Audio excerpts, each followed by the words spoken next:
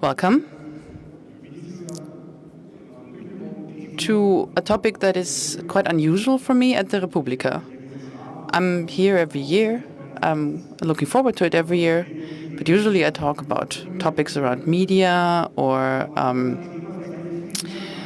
corporate law. But now I will talk about a topic that is much closer to what I do every day. In Innsbruck, I was giving the 101 of BWL in Innsbruck to the students. Every student has to pass this lecture. And in this introduction, it was about exactly those topics which I will cover today. And I will try to not make it too much like a lecture.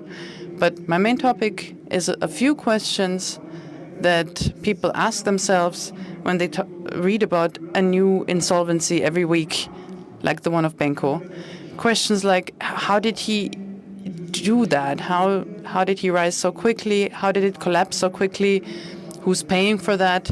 What can we learn from it? Was this a singular case or not? And before I get into it, I give you a quick prologue. I want to start with how I stumbled upon this case and this topic. It started that a young, charismatic dropout from Austria bought real estate in the value of billions during a few years without his own capital. And then the framework changed, the regulations changed, and it became the biggest insolvency within years. That was Mr. Kahner. And you might be wondering, I've never heard about this guy. He's actually from my hometown, from Linz. I'm not sure what's happening with the Austrian managers in Germany. I will talk about a third one, but I don't want to spoiler it.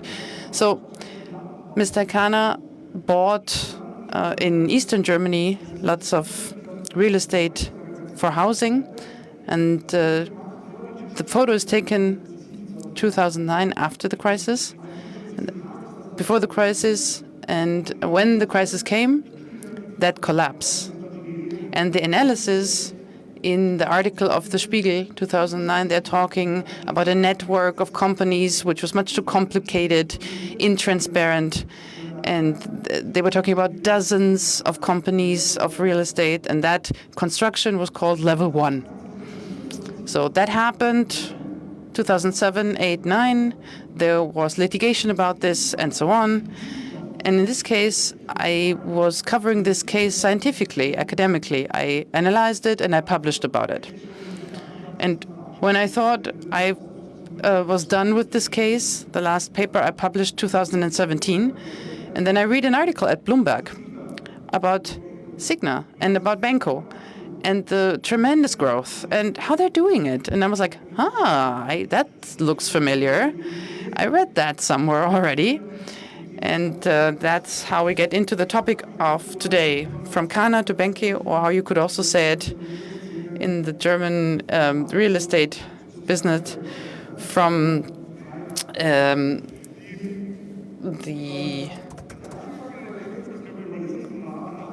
the attic to, there are a lot of attics in Innsbruck which are not renovated, and then the investors come and they say, I will give you an elevator, and then I can get your attic. And then they say, oh, that might not be enough, but it's a start.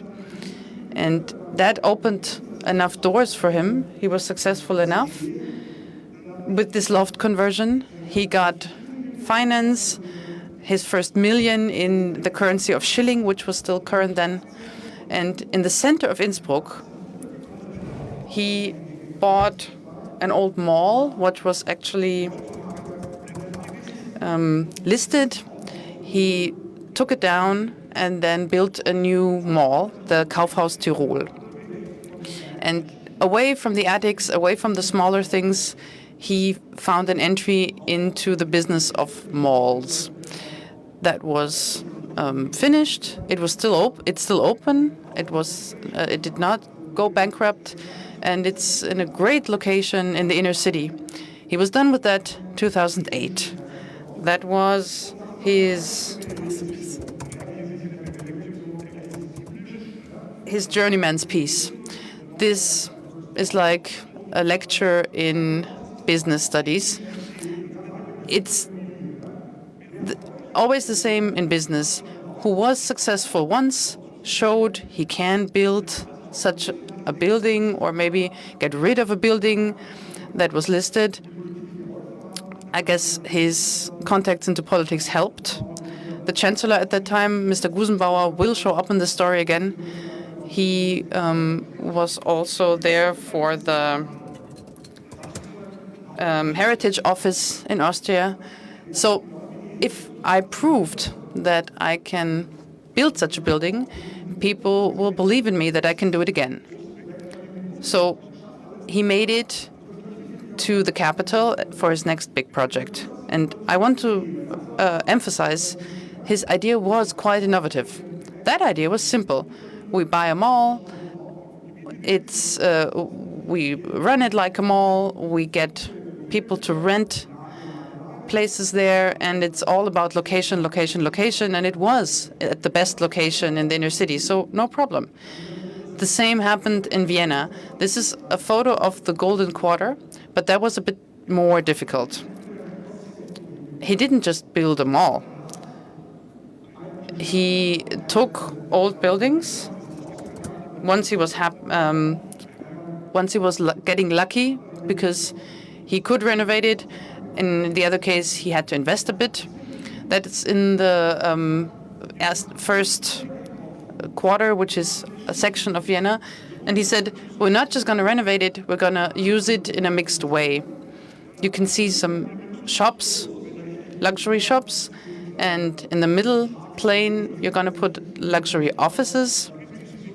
People who are not in Vienna might not know about this, but this is where the upper crust meets for a coffee.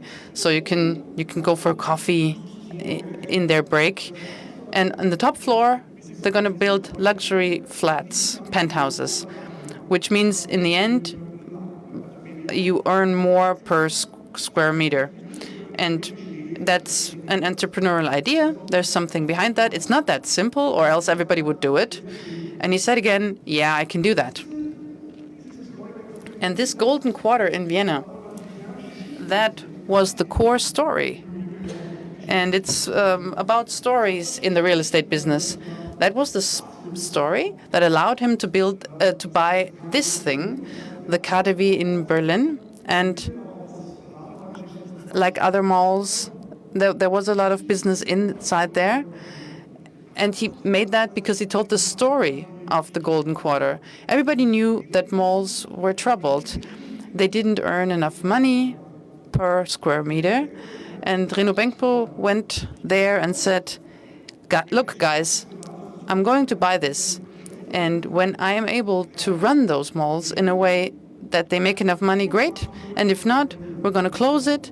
And we're going to do it like in the Golden Quarter. We renovate, we use it in a mixed way, and it's going to work out. It took him several years, but he managed to take over Galeria, Karstadt, Kaufhaus, Kaufhof, including their real estate, and that's what it's all about. If you can make it there, you can make it anywhere. He even made it to build real estate in New York, at least 50% of one, and that's the through line here. The best location in Vienna, best location in Berlin, best location there. Always location, location, location. I already talked about that. And also their good story. He has the firm belief top locations will always be valuable. And that is true, of course. If I have real estate, just the simple space is worth a lot. But the problem is being valuable doesn't mean being profitable. I spent a lot for this building. I took on I took out loans for this, and I need to pay those back. And it might be valuable, yes, but if I can make a profit on this location, that question has not been answered yet. So let's fast forward here and look at the development, how the story has been told. If you look a bit behind the facades, which are so beautiful, the first question is, how clean was his rise? It sounds too good to be true. Why don't we all do it like that? Renovating attics to building, buying the Chrysler building. And the question of how clean was he, that question caught up to Réne Benko's at some point. There were lots of rumors. Where did the money come from in the first projects he did in Innsbruck? And money laundering was talked about, and the accusations that he worked together with people who did money laundering. I'm not going to talk about this because that's still the subject of litigations. But in 2012, when Réne Benko made it, or at least tried to enter the German real estate market in a large way and get the juicy pieces in the real estate market, at this point, he ran into a problem. He was litigated and he was arrested. He didn't have to go to prison, but he was judged. And that went up until the Supreme Court of Austria, and they held up this case. And if you have this background, you can't even lead a company. If I want to get into the big German market, and I was just under investigation by the Supreme Court, that's not great. So how was that problem solved? His criminal record solved? Réne Benko, at the latest, from this moment on, he sort of had a strategy of being very transparent. He tried to prevent the media from reporting on his prior lawsuits. And this is a quote from an Austrian newspaper. Benko is very successful economically and very popular in Austria. He has money and he can put out lawsuits that will bankrupt us. And most of the newspapers thus shy away from confrontation with him because he usually just put out. Yeah, he was trying to sue the newspapers for libel, maybe. Before the bust happened, I got a call from a PR department about a tweet that I made. If I actually wanted to stand by that tweet, or if I should put it down so they don't sue me. So the same happened as a journalist if you wrote about him as an Austrian journalist. So, but that wasn't enough. So the first time he was sentenced was in 2012, but in 2013 he stepped back from the board of the Signa company. You cannot really be the CEO of a company, so there wasn't really a problem. He basically stepped back from all of the public positions within his companies. So he became an advisor. This is a whole group or a conglomerate that he built. So there were a few more entities involved, especially holdings and trusts. But here there's the Signa real estate, the Signa holding. They basically held the ownership of the daughters, and you usually have a sub company or a sub-entity that is specific to a project, because if the project goes bad, then you can sort of let it go bankrupt and still have the holding unaffected. It also has tax implications, but the important thing is there's an advisory council here with the president being Réne Benko. This is not the normal board that you think of in a conglomerate. And this advisory council is stuffed with very important, mostly men. So the only woman in here is Susanne Ries-Hahn. She's the woman. She's the wife of the EU Commissionary Hahn. But this is the first time that she appeared in a public position. She was called Susanne Ries-Passer back then. Her first husband is also he's on pictures with Réne Benko from the time when he was being sentenced. So that's where the connection came from. There are bylaws of this advisory council that I've been given, or that I found, and it basically says what the advisory council is supposed to do and what their rights and responsibilities are. But the important bit is in this passage here, the council has exclusively consulting as a consultative role and has no competencies at all in respect to the actual running of the company. And it's especially important that the advisory council is not a body within of the company by the statutes. So what they were trying to achieve was that none of the people involved in the council are liable in any way. So there's still the possibility that they can funnel some money there. But what changed in 2023 was Réne Benko also stepped back from the presidency of this council. So media is still interested in that. I mean, there's a council that doesn't matter at all because it has no function really. But he still stepped back, and that was the only role he had within this whole network of companies that is somehow associated with him, but he's not responsible for anything. So this is interesting.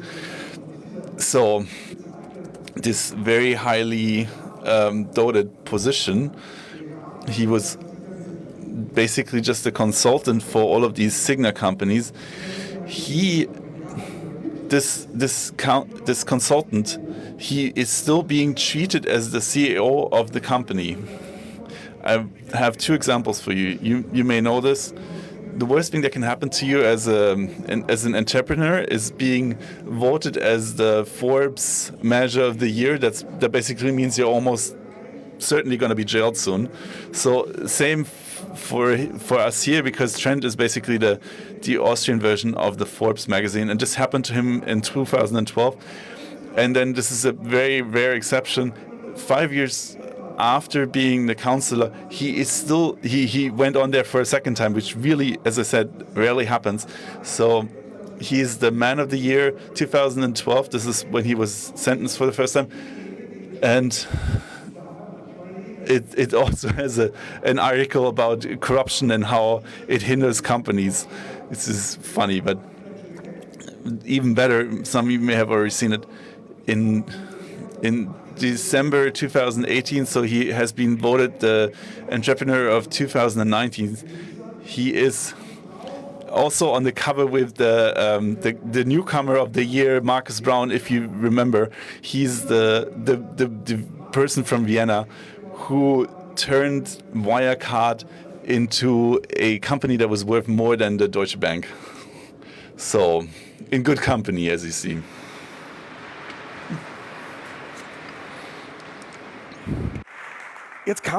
So you can always say, okay, this is Austrian business news. Who's going to read that? But even in Germany, Réne Benko was seen as a leader of the company, as the chief checker of the universe. So in the Capital newspaper, there was an article about him. I must emphasize, it wasn't exactly a fluff piece. It was being critical of him. There were hard questions being asked, but still, everyone who looked at Signa, everybody who was involved, everybody who reported on it, they all knew that this, as the president of a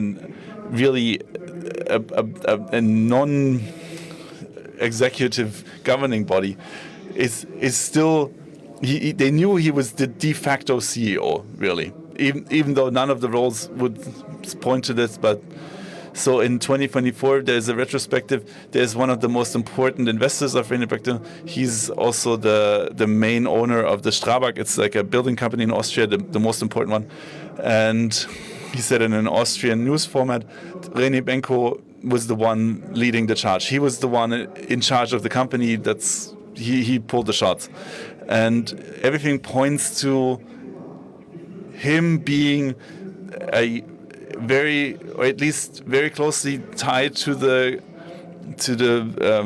leadership of the company, if not being the head of them de facto.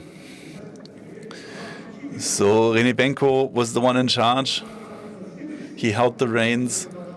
But what happened when he entered the German market was it was an unbridled growth. It was almost explosive. So this is the real estate holding that they had. Just in the prime selection stock company, it grew from 750 million to 15 billion. It's about a 20-fold increase in 10 years. So this leads me to the question, how is an explosive growth like this possible? One of the main explanations for this is, I don't think this is very elegant, but it's called buying, renting out,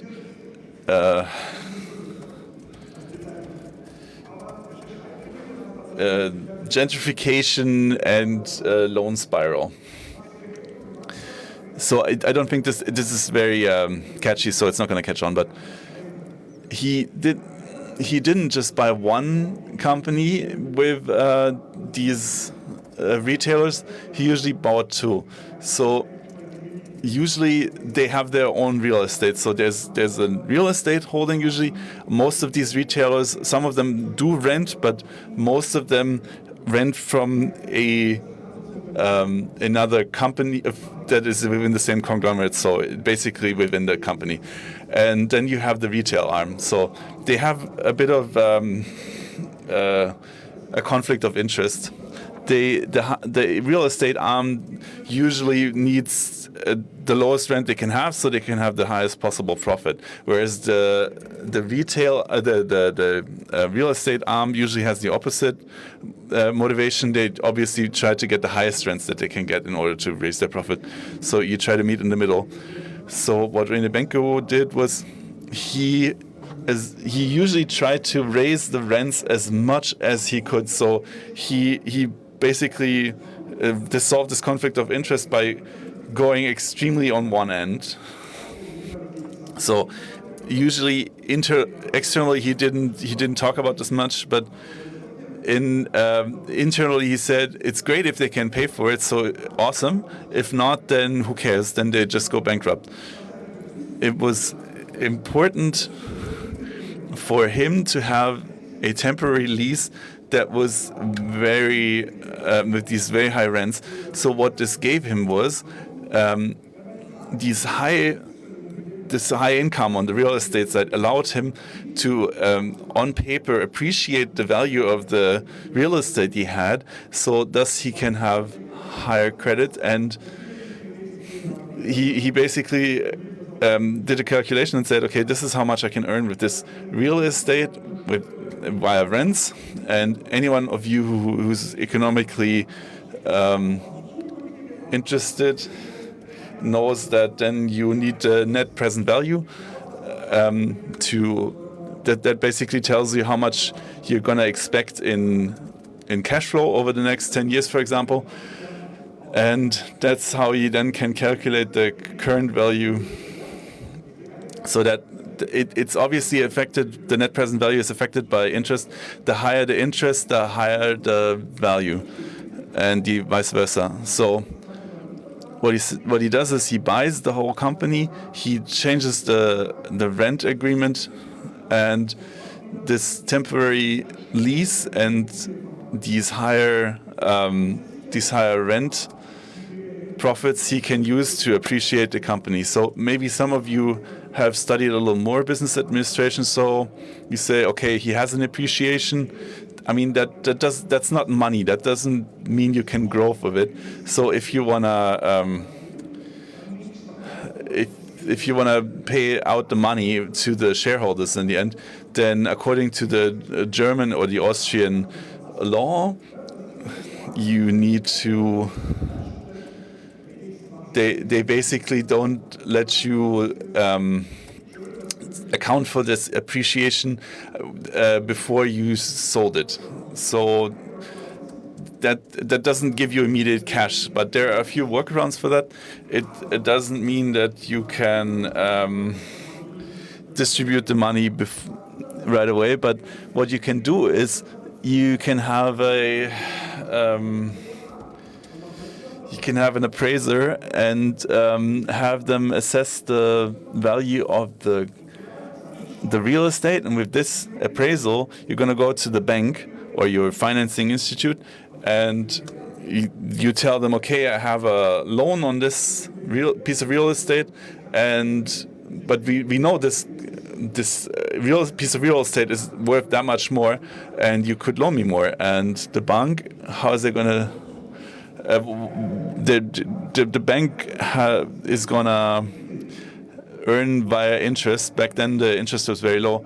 What they actually earn most money with is not the interest payment that you have, but rather with the fee that you're gonna pay up front when you ask for a new loan. So that means they don't need to wait for earning money for you paying back the loan, but rather they have immediate interest. So a new interest on the same piece of real estate is great for you because you earn so much more than you paying back all the loans that you already had. So they have an awesome incentive for them to basically say, okay, we're going to cancel the loan, we're going to take out a new one that is that much bigger. And this works so great, this whole system, because everybody makes money doing this. So the appraiser makes money when they give you the appraisal. The bank gets money when you take out a new loan. Everybody who's involved in the buying and selling of the real estate. So you now have appraised the piece of real estate higher, and you have a new higher loan, and then you have more money that you can use to go shopping again and do the same cycle all over again. You raise the rent, you raise the appraisal, you take out more money, and so on and so on. But obviously, this is a model that only works during the good times. If you have a very optimistic real estate market, that means low interest rates. That's why is that the case? If you have low interest, then you pay very little money for the money that you loan. That's obvious to everyone, I hope. But there's another reason, and this is the net present value. How do you calculate the amount of money that the real estate is worth? There are two ways you can raise the value of the real estate. One of them is raising the rent, and the other one is the low interest, because it means that you have higher appraisal, because the money you get in the future, the future cash flow that you have, is worth more in the now because of the way the net present value is calculated. But then what happens when the market turns? This is exactly what happened with Signa. It can basically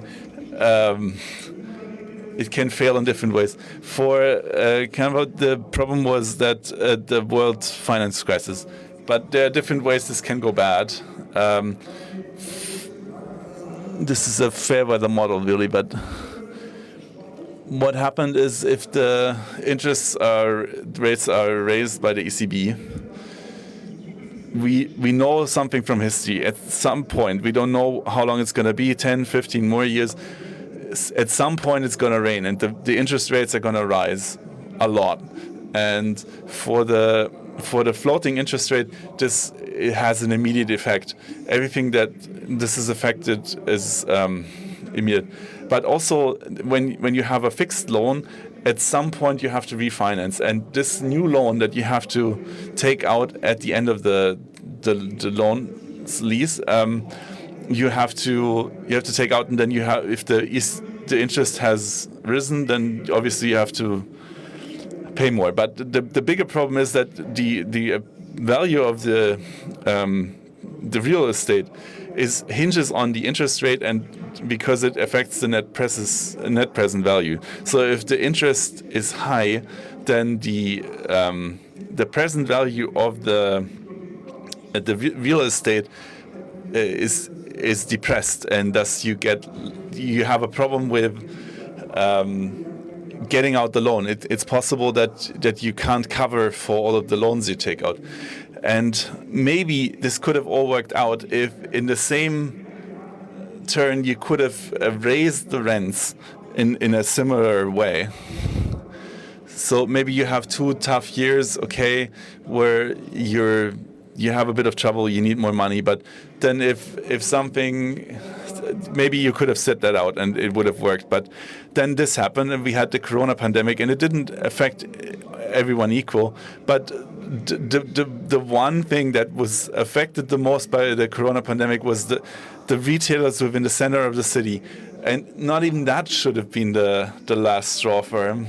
I mean, you could still pull that raising the rent model further, but we all helped out. In Austria, for example, they gave them 19 million roughly, and there was in Germany they got even more. They got 600 million euros in pandemic relief aid, because they were trying to save the labor in the jobs in the industry. But what happens is, in the retail sector, you threw in a lot of aid, public aid, and it was redistributed to the retail, to real estate rent. And they were arguing the rents are too high. The retailers cannot survive with these rents. There's no way that works. But that is exactly what Réne Benko or Sigma couldn't do. They could not lower the rents to a sustainable level, because the moment they do that, their appraisals are going to sink or be depressed, and thus they would basically get insolvent with the banks.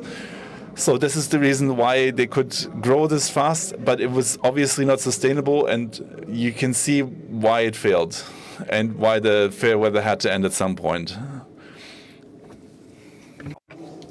Where was oversight? There are so many oversight entities. We all know it. In our own context, somebody's always overseeing what we're doing. Evaluate, write benchmarks, expert opinions. So you have to say there is this advisory board, and that was not allowed to oversee anything, which was also funny. In the big trading companies, there were supervisory boards. The most famous was the former chancellor, Mr. Gusenbauer. He offered some explanations of why it failed, and he said the explosion in retail was the mistake. I would say that explosion in retail was the point. Without this spiral in retail, he wouldn't have gotten that big. But we could say in the Signa group, who was supervising that? We said there was the advisory board, and you will be interested in the answer to that. This is the organigram, and the Signa Holding GmbH was not an AG, it was a GmbH. It wasn't just any limited. It's a bit different in Austria and in Germany, but it's basically the same. In Austria, the GmbH was listed as small. What does small mean in this context? There are small ones, mid-sized ones, and large ones. And depending on if I'm small, mid-sized, or big, there's more or less supervision. How do I become a small company? We remember the Signa Holding GmbH was the first one to go bankrupt. It was the biggest bankruptcy since the Second World War. So how can that be a small company? And you have to know how that works. A GmbH is small if it fits 2 of 3 comparators. One criterion is less than 50 employees.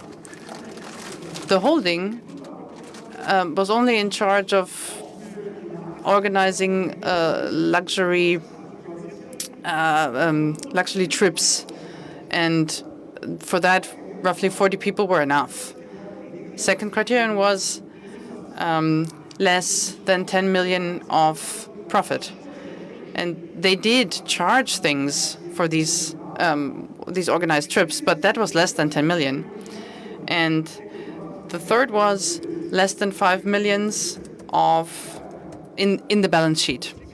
So I don't need all 3. I just need 2 out of 3, and they had the first 2, so they didn't care about the third. Talking about the motto here. So that they had more than 5 million in their balance sheets, as total assets, that wasn't an issue. So the result of being small means you don't have a supervisory board. You don't need an economic auditor, and you need no consolidation. Now you might think, what does consolidation mean? Let's get to the big question. I already mentioned the strategy is one of intransparency, and that's why I need to talk about this in more depth. I already mentioned in the real estate market, it's a common practice to have lots and lots of different companies. That doesn't need to be a problem as long as you still maintain an overview and you have an integrated balance sheet. So some auditor can have an overview over how all of this works. So how did they avoid being transparent? First was not having a supervisory board. They had a balance sheet which was audited to a point until the last one that wasn't audited. But one point was they had lots and lots and lots of companies, like many real estate companies do it, and it was quite difficult to get an overview because they are all named kind of the same. So if you try to research that and make connections, that's not fun, but it's also quite difficult. One typo and you are at a completely different companies, so it's not that simple. But as I said, that's why there is the regulation that all these different companies would need an integrated balance sheet together if certain prerequisites are met. So I need to show off as a law person, and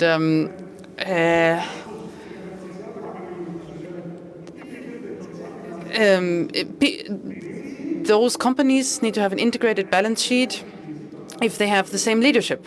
There are different reasons. For instance, if there is an influence which is dominating. But if you have a singular leadership, then you need to do this. How did they solve this? Let's enter into the topic of TPA. They also had tax accountants, TPA tax accountants, and they were asked, hey, we have lots and lots of things, and we would not like to do an integrated balance sheet. So at this point, I need to quote an investigative journalist that the book I can recommend very much. These investigative journalists found the PowerPoint that TPA showed. And in the executive summary, there is the goal of our recommendations is to avoid the necessity to consolidate of the CEO. the duty of consolidation. And on the second page of this executive summary, they said, but this is kind of dubious in the current situation of the Sihu. That is fantastic. When the consultant says, oh, that's going to be difficult, or as we as consultants say, expensive, yeah.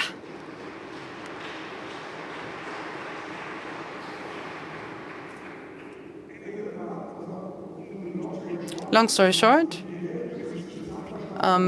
they bought a lot of legal expertise, and that led to them being able to avoid the duty of consolidation and buy in transparency. There's nothing to see here.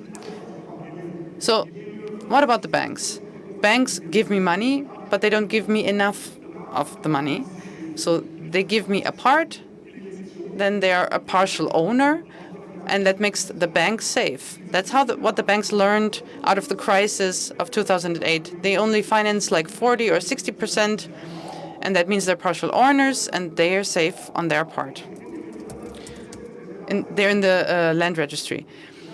So Benko needed the other percent of the investment. Where did that come from? The people who invested in him were supposed to demand the consolidation. Let's ask a different way. Why did people give him money without demanding transparency, without seeing where the money would go in all these different companies? What we know is, where did it not come from? It did not come from the public capital markets. That was part of the strategy of intransparency. They consciously stayed away from the public money markets. There were no shares, no stocks. They weren't on the stock market. Why? Because if I'm not involved much in the stock market in Europe, I am a pie. This is the image I find when I Google pie in Austrian Google, but I'm kind of insulted, but I took it anyway. It's a public interest entity, a company whose stocks are allowed to be traded in the European Union. They need to live up to higher standards of transparencies. So they took out a loan once and needed to do a thing called a prospect, where they needed to list all sorts of things. Funnily enough, this prospect, that was not the first time when more insight was given into the dealings of this company.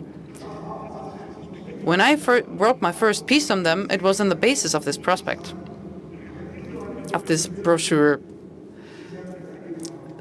At this point, a lot of people would have had been able to understand the company better. So he took the money, but he stayed away from the stock market. He got investors from Austria, from Switzerland. The list here includes a lot of billionaires. Hans-Peter Herr, August Haselsteiner, a billionaire from Switzerland, from chocolate, all different sorts of billionaires from different industries. So, you know, a lot of the money came from these people, and they got it from us, and they invested it with him. So the question is, those are quite experienced people. Why would they give money to this guy without transparency? And the more important question, the reason why people go to the stock market and finance themselves there, because those people can leave. The money isn't stuck there. I can sell my shares again, theoretically, if I need the money for something else or want to invest it somewhere else. If I invest this outside of the regulations of the stock market, that gets difficult. How can I exit this deal? I need to find somebody who buys my shares, and it's quite unclear what it's worth, because there isn't the stock price. So there is a reason why companies go to the stock market, because that way they get money that else they wouldn't be able to get. So these people gave Benko millions. Why? There are a lot of psychological explanations. For instance, they were successful all their lives and they believed their gut feeling, but that was not enough. So let's get to the second innovation of Réne Benko. The first was the good story about the golden quarter. The second innovation was about his financings. He told them, hey, you get lots of dividends, lots of payouts. And that was the first reason they earned good money, millions of payouts of dividends. But that would not have been enough. The second was he gave them put options. So the option to sell, and that was on top. And that's why it was so important to not have consolidated balance sheets, because then he would have had to be transparent about that, and it wouldn't have worked out. But since they weren't a corporate group, that was possible. He went to the investors and said, hey, you're investing into the Signa Prime company. I sell you a few percent of this company. Maybe 100 million or something. But if after 1 or 2 years you realize you want out, no problem. The Signa holding will buy your shares and you decide when you want to get rid of it. So that's what's called a put option. So on the one hand, he brought in the money, but the holding gave the promise that they could sell their shares whenever they wanted. And I actually am out of bounds here. I cannot understand how Réne Benko was able to sleep even one night.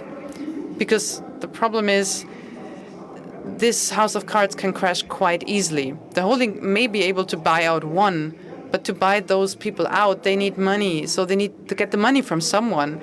And he isn't at the stock market, so he can't get money from the stock market. It's quite difficult. And the second problem was, and that's why intransparency was as important, and that's why we only realized this after the bankruptcy, nobody can know if one of the investors sells, because everything would come crashing down. And that's why probably this innovation hasn't caught on. It's not the normal way to finance companies of that size. Let's sum it up. 2 questions in the end. What does society pay for this insolvency? In the short term, there is lack of tax revenue, and other people who might need the money won't get the money because subsidies were granted to them which are not available to others. And then there are costs which are more indirect. Big insurance companies who are in charge of our securities also invested. And of course, they have less money afterwards. And that means they either pay less taxes or we have to pay them more for our contracts there. This is a general thing of the market. It's not necessarily a bad thing. Companies can go bankrupt, and a large part of the costs of those bankruptcies is paid by all of us, by society. And that is a price for innovation up to a point. And very indirectly, other companies have follow-up bankruptcies. The market itself is under pressure. That means people lose money there, and that can also affect taxes. And this affects the economic cycle overall. Signa was so large that we still need to see how the economic development in Germany and Austria is going to be affected by this. So we see there are quite a few costs for the general public. So what do we learn? The first thing is transparency does matter. And you could also say there are things like Signa did not publish their balance sheets and they had to pay a fee for that. Not the company, but the CEO. And then the CEO just got a raise which he could then also enter into his tax declaration. So if the fees, the punishments are so low that the CEO can just pay it and I can give him a raise to pay for that, then the punishments are not high enough. The fees aren't high enough.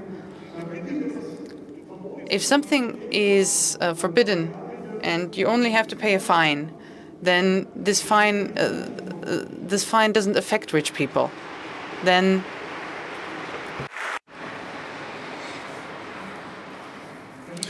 so that means it's a nice move would be you pay a fine if you hand it in late, but more importantly, the moment you don't hand it in, you can't distribute your profit, and this would actually lead to a much more compliance.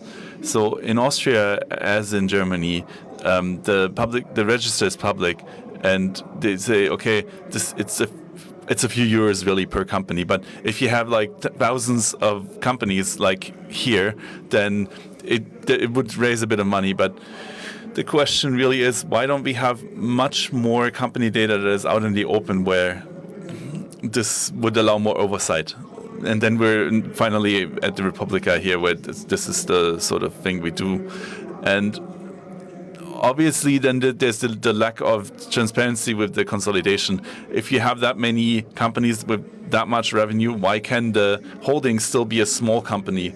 So clearly, there is also a criteria that is lacking, and that is the public interest. The moment it is that big and that it affects that tied in with the interest, there should be a public interest into it should actually be a criteria for being public. So I mean, clearly small companies shouldn't pay the price for constructs like these that are clearly not small. And one thing I want to make clear, that we all pay for this, as I just showed. And a lot of this money is gone. It was distributed over 10, 15 years. And this is also a very fundamental argument here. In a capital society, we all pay for bus. This is sort of okay, we should pay for bankruptcy. But on the flip side, for this to work, we need counter financing in the good years. You need to make the money back somehow, and no one is gonna be rich just from working. It's the only way to get rich is being an entrepreneur and getting the profits. But we then need a balance. We shouldn't always jump in and pay if in case of bankruptcy. We either need more taxes or we need to distribute less to them in subsidies. Okay, we're almost at the end. What I've shown, I hope at least, let's sum it up. We saw here Benko. It wasn't just Benko. In multiple ways, he couldn't do this alone. He needed help from others. He definitely didn't run all these companies by himself, and he's also not the only one who did this. I didn't look at if there was other crimes being committed here. It doesn't matter. A lot of companies in the real estate sector still work the same way, and the relationship with interest is the same. So let's check what happened to Cevdet Kana. This is basically the epilogue. With him, same thing happened. There were a lot of lawsuits. There will be many more for around Benko. But why would I stop at Cevdet Kana? He basically gives us a window into the future. This basically shows you where Benko will probably be in 10 years. What happened with him? The Kana lawsuit, level 1, and it happened it started in 2001. Basically, everybody was absolved, and there was a special investigation into the Adler Group. Adler Group was run by many people you've never heard, and there was a highly there was another consultant, and it was Kana, and basically they look at how the others did it, and the Kana Group is basically the only real estate company that was financially worse off than Signa, and there are still a lot of questions. There were raids on the Adler Gruppe. Kana was, I think, forced to leave the board of the company. I know he has to join the board of the company, and which is kind of hard if he's in Monaco. And he kind of just kept doing what he did. He's still doing it.